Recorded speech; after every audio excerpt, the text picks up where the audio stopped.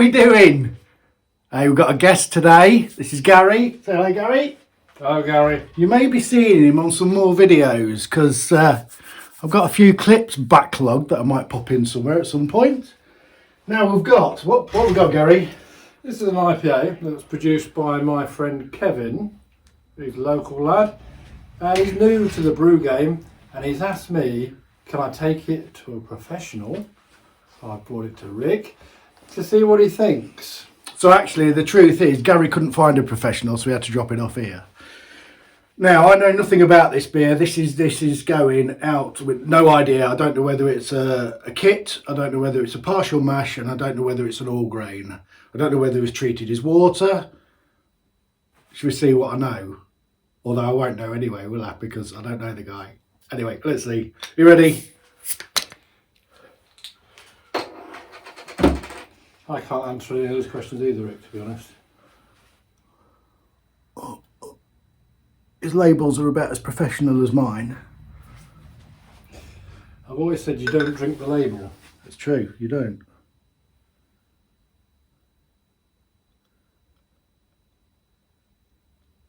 That looks pretty good to me. It was pretty clear to me. It was pretty clear to me. You can tell my glass is dirty. I've just had one. Just to loosen my taste buds up. Bottle conditioned. So, medium to light carbonation. So look at the carbonation and the clarity. Nice and clear. Nice and clear. Look at that. Nice and clear. Same? Looks good. Sorry, I've got a bit more than you. Now this has just come out of the fridge, so to be fair, might not be loads on the nose. Oh, am I going to tell? Am I going to tell where this is originated from? I'm worried. Go on then.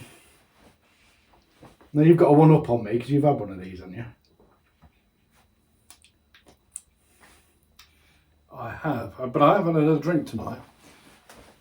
And to me, it tastes a bit lemony. I don't know why. That's got a proper IPA bitter back end right there. Isn't it? It tastes like bitterness. That's really quite bitter. But do you like it?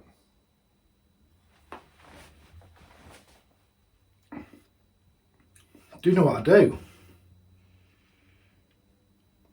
It's quite fruity. Look at the carbonation now. Light. It's got a nice head. It's holding its head. Nice bit of lacing. We don't normally do this, do we? We're not normally quite this serious, but Just me. I do think it's a bit lemony too. I think it's a bit fruity. Fruity. I think it's a bit. It is lemony, but it could be a bit of grapefruit pith. You know, the rind off a grapefruit. Absolutely. Do you think? Yeah. More than it's not the citrus. I'm not sure it's so the citrusy. It's more grapefruity, mango-y maybe. Might be wrong. You know I'm rubbish. I can't like that. See, Kev really likes this IPA. He thinks he's done a fabulous job, and I do too. I think he has too as well. That is not. So it'll be interesting to see, because that does not taste like a kit. It's not a can kit. Doesn't taste like a can kit. I might be proven wrong. Tastes like an all grain brew or a partial mash brew.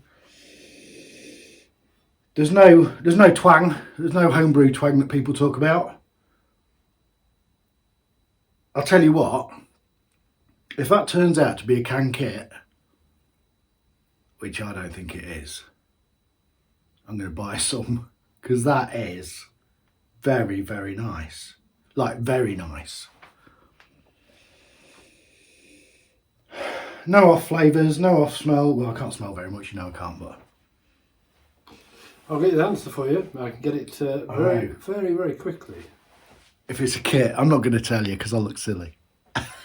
It's really nice. I agree. It's lovely. It's really nice. It's lovely. I'm impressed. Good. Piffy. Bitter. It's bitter. It's quite bitter. which is on style, to be fair. Right, I'm going to enjoy. It's holding its head lovely as well, look. Right, we'll finish this and we've got one more to try, haven't we? We have. It's completely different though, and I'm not sure how you'll like this, but it's a strange old thing. It's a cider.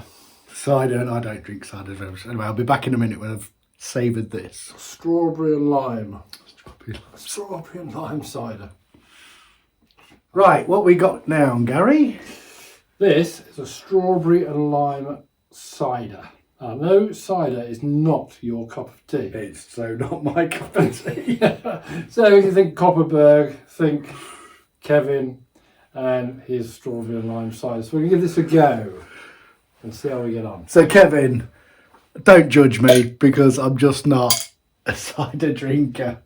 That's the second open of that. We popped it before. Oh, Before it was just... you know, I think that smells lovely. And what is it? Strawberry and lime. Strawberry and lime. I'll tell you, you could even smell strawberry and lime. Okay, come on then, give it a pour. Here we go. I'll let you do it this time so I don't get too much. I'm guessing, I don't know what, Well, we'll see. how strong the cider will be, but I'm guessing it'll be quite hot. Yeah, there's no ABVs on these, no idea. We could drink this and fall over, couldn't we? So we're clear before we mess about with the bottom.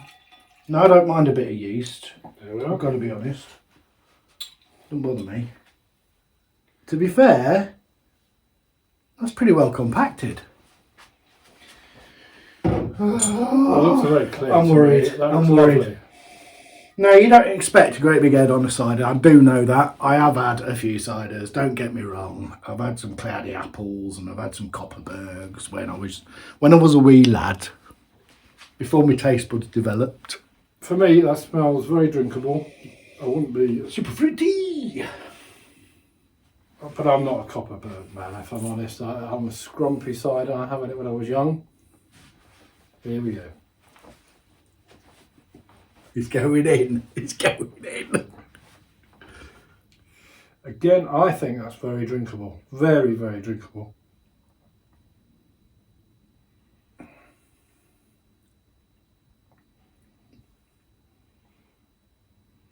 That is, yeah. What do you think?